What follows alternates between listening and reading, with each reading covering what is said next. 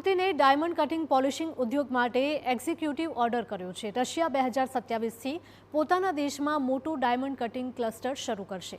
રશિયાના રાષ્ટ્રપતિના આ નિર્ણયથી સુરત હીરા ઉદ્યોગને મોટો ફટકો પડશે। 1 સપ્ટેમ્બર 2026થી ચોક્કસ રફ હીરા પર 8% નિકાસ ડ્યુટી લાગશે। રશિયન રફ હીરાની નિકાસ ઘટવાથી સુરતના હીરા ઉદ્યોગોની મુશ્કેલી હવે વધશે।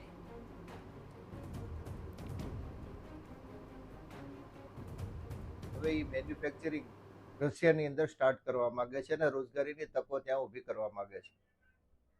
ભારતના વેપારીઓ માટે મુશ્કેલી એ માટે છે કારણ કે ત્યાં ફેક્ટરી સ્ટાર્ટ કરે, G7 દેશોનો પ્રતિબંધ છે। કોઈ પણ ઇન્ટરનેશનલ કંપની જે ઇન્ટરનેશનલ માર્કેટની અંદર પોતાનું માર્કેટ હોય, આવી કંપની તો ત્યાં ફેક્ટરી પોતાની સ્ટાર્ટ નથી કરી શકવાની કારણ કે G7 દેશનો પ્રતિબંધો છે। નાના લોકો ત્યાં જઈ શકવાના નથી કારણ કે જે એક્સપેન્સ છે, રોકાણ છે, એ ખૂબ મોટા પ્રમાણમાં હોય છે। 0.45થી 10.8 કેરેટના રફ હીરા પર ડ્યુટી લાગુ થશે તેવી પણ જાહેરાત કરવામાં આવી છે।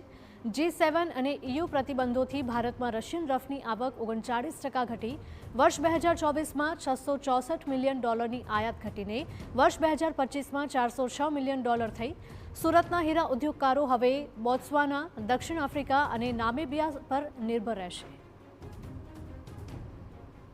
રશિયન ડાયમંડ પોલિશ કરવામાં આવતા, પરંતુ છેલ્લા ઘણા સમયથી રશિયન સરકાર જે વિચારી રહી છે એને 2027માં એના દેશની અંદર અમલ કરવા જઈ રહી છે। કટિંગ અને પોલિશિંગ યુનિટ 2027ની અંદર શરૂ કરવાના છે।